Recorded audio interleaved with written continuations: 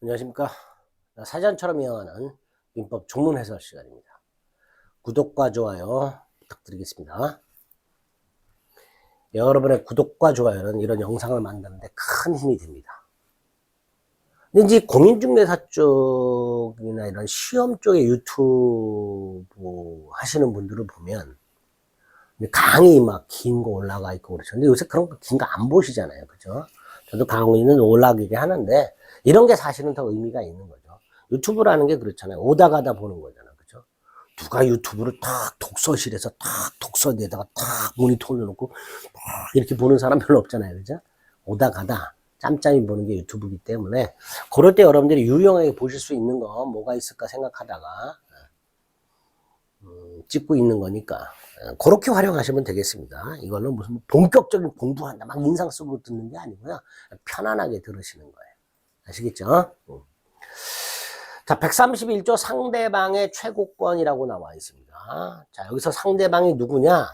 무권 대리인과 거래 행위를 한 상대방을 말합니다. 최고는 뭐냐? 물어보는 겁니다. 물어본다 라고 생각하시면 돼요. 최고는 두 가지 의미가 있어요. 물어보는 게 있고요. 독촉하는 게 있습니다. 채권자가 채무자한테 돈을 갚아라 이것도 최고예요. 또 야 너 뭐 할래? 안 할래? 물어보는 거 이것도 최고입니다. 근데 물어보는 건 당연히 물어볼 수 있잖아요. 그죠? 독촉도 당연히 할 수 있잖아. 근데 민법이 물어보거나 독촉하거나를 왜 법에 규정을 해놨을까? 효과 때문에 그래요. 예를 들어서 물어봤어요. 너 할래 안 할래? 상대방이 대답을 해주면 좋잖아요. 근데 안 했을 때 물어봤는데 대답을 안 했어. 그럼 그럴 때 어떤 효과를 부여할까? 그것 때문에 민법은 규정하는 거예요. 그래서 최고라는 것은 또는 이제 어디에선 촉구라고도 나오는데요. 우리 본 적 있죠? 미성년자의 상대방의 촉구. 기억나세요? 제한능력자와 체결한 계약에 대해서는 추인할 때까지 뭐 할 수 있다? 촉구할 수 있다. 이렇게 있어요. 상당 기간을 정해서 제한능력자와 체결한 계약에 대해서 상대방은 상당한 기간을 정해서 추인 여부의 확답을 촉구할 수 있다고 돼 있잖아요. 거긴 촉구할 수 있다고 돼 있잖아요. 그죠? 그리고 확답을 바라지 않으면 추인하는 것으로 본다. 그렇게 되어 있었잖아요. 제한능력에서 15조인가요? 네. 가물가물하네 저도. 근데 어쨌든 거기서는 촉구라고 돼 있고 이건 최고라고 돼 있단 말이죠. 그죠? 같은 거예요. 최고나 촉구나. 근데 어쨌든 이 최고나 촉구를 민법이 규정을 한 이유는 최고나 촉구를 했는데 상대방이 반응이 없어. 그럴 때 어떤 효과를 부여할 것인가. 민법이. 그것 때문에 규정하는 거예요. 그럼 무권대리도 마찬가지입니다. 자, 무권대리 행위가 있어요. 근데 누누이 말씀드렸죠. 무권대리 행위는 본인이 추인할 수도 있고 추인을 거절할 수도 있다 그랬어요. 본인이 추인을 하면 유효로 확정이 되고 추인을 거절하면 무효로 확정이 된다 그랬습니다. 따라서 무권대리 행위가 유효든 무효든 확정이 되려면 본인이 추인 거절 해야 된단 말이에요. 근데 본인이 추인도 추인 거절도 하지 않고 있어. 그럼 아직 확정이 안 된 거예요. 그럼 뭐라 그랬죠? 불확정적 무효, 유동적 무효라 그랬잖아요. 그러니까 본인이 추인도 추인 거절도 하지 않고 있다면 불확정적인 상태란 말이에요. 그러니까 상대방 입장에서는 불안정한 지위에 있게 되는 거예요. 그래서 물어볼 수 있도록 하는 거예요. 당연하죠. 병원 가백이 물어볼 거 아니에요. 너 어떡할 거냐? 자식놈 일인데 책임질 거냐 말 거냐. 이렇게 보통 물어볼 거 아닙니까? 그죠? 자식 일인데 네가 네 자식이 나한테 팔았잖냐. 어떡할 거냐 이거. 추인할 거냐 말 거냐. 당연히 물어볼 수 있잖아요. 한번 상상을 해보세요. 물어보겠지. 문제는 물어볼 수 있는데 갑이 여전히 대답을 안 해. 그러면 어떻게 처리할 것인가를 규정을 두는 거예요.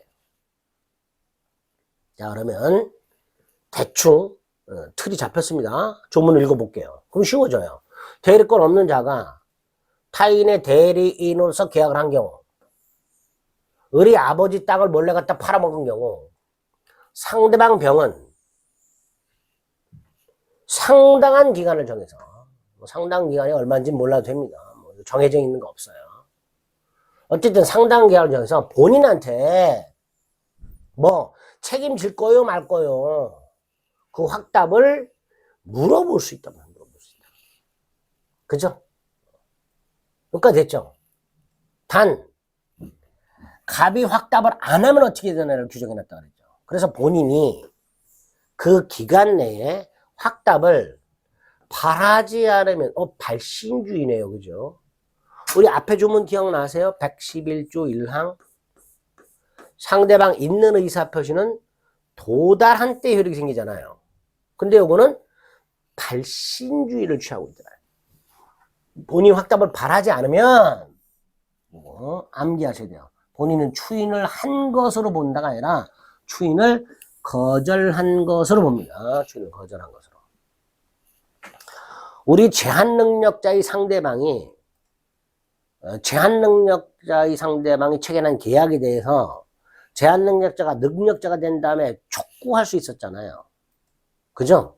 그리고 확답을 바라지 않으면 추인한 것으로 본다 그랬어요. 그게 원칙이었잖아요. 근데 여기 뭐예요? 추인을 거절한 것으로 봅니다. 양가로 1번 본인이 추인도 추인 거절도 하지 않고 있으면 상대방은 불안정하다는 말이죠. 그래서 상대방은 본인에게 추인할지를 물어볼 수 있게 되고 이걸 최고라고 한다. 당연히 누구한테 물어봐야 돼요? 본인한테 물어봐야죠. 무권 대리인한테 물어볼 수는 없잖아요. 또 상대방이 무권 대리인과 계약을 할 때 을에게 대리권이 없다, 무권 대리인이다라는 사실에 대해서 몰랐든 알았든 물어는 볼 수 있습니다. 선악을 묻지 않고 본인한테 물어볼 수 있습니다. 왜 선악을 불만하는가? 아무것도 없잖아요. 상대방의 선악을 구별하고 있지 않잖아, 조문에서는요. 나중에 보는 철회라는 게 있어요. 거기 선악을 구별하고 있어요. 근데 131조는 선악을 구별하고 있지 않으니까 상대방은 선악을 묻지 않고 본인에게 뭐 할 수 있다? 최고할 수 있다. 이렇게 되겠죠. 그게 채권의 취지다. 대리권 없는 자가 타인의 대리인으로 계약을 했다. 무권 대리인이 있다. 상대방은 본인에게 추인 여부를 물어볼 수 있다. 본인이 기한 내 확답을 발신하지 않으면 추인을 거절한 것으로 본다. 조문 역시 어렵지 않습니다. 기출지문 볼게요. 상대방은 상당 기간을 정하여 본인에게 추인 여부 확답을 최고할 수 있고 본인 확답을 바라지 않으면 여기까지는 괜찮은데 추인을 거절한 것으로 본다. 이거 어려운 질문. 추인한 것으로 본다 이렇게 잘 나와요. 그럼 틀린 질문이에요. 추인을 거절한 것으로 봅니다. 대리권 없는 갑은 을 소유 X부동산에 관하여 을을 대리하여 병과 매매 계약을 체결했다. 여기는요. 갑이 무권 대리인이에요. 을이 본인이고요. 자, 병 상대방이 본인 을에게 최고하였으나 을 본인 확답을 바라지 않았다. 이렇게 나오네요. 추인한 것으로 본다. 틀린 지문이에요. 이런 거 조심하세요. 추인한 것이 아니라 추인을 거절한 걸로 봅니다. 자, 이렇게 상대방에게 최고권이라는 게 있다. 또 하나 134조 상대방 철회권인데 이건 이런 거죠. 무권 대리인 을이 아버지 땅 1억짜리를 상대방 병에게 3억에 팔았다. 요 경우 본인은 추인하고 싶다 그랬죠. 반면에 상대방 입장에서는 보세요. 1억짜리를 얼마에 샀어요? 3억에 샀어요. 차라리 상대방은요. 계약을 철회하는 게 낫겠죠. 이런 경우가 있을 수 있단 말이죠. 그래서 마련된 게 철회권이에요. 그래서 대리권 없는 자가 한 계약, 을이 아버지 갑소유 땅을 몰래 병과 매매하는 계약을 했어. 이때 본인 갑이 이걸 추인할 때까지 상대방은 뭐 할 수 있다? 철회할 수 있다. 자, 이때 철회하겠다라는 말을 병이 이 계약을 철회하겠다라는 말을 갑에게 할 수도 있고 을에게 할 수도 있도록 해놨습니다. 좀 전에 최고는 누구한테 하도록 돼 있었어요? 최고는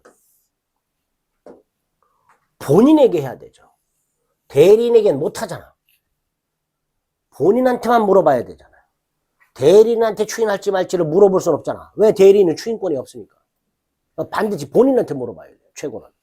반면에 철회는 본인에게 철회하겠다 라고 말할 수도 있고, 을 대리인에게 철회하겠다 라고 말할 수도 있어요. 또 하나, 계약 당시 상대방 병이 을에게 대리권이 없다라는 사실을 알았을 때는 그러하지 아니하다, 철회하지 못한다.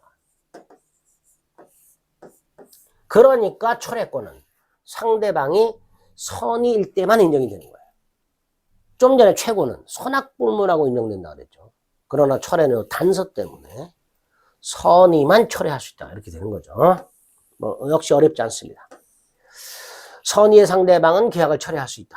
대리권 없는 자가 한 계약, 무권 대리인이 체결한 계약은 본인이 추인이 있을 때까지라고 돼 있으니까 추인을 하기 전까지만 뭐 할 수 있다, 철회할 수 있다, 이렇게 되는 거죠.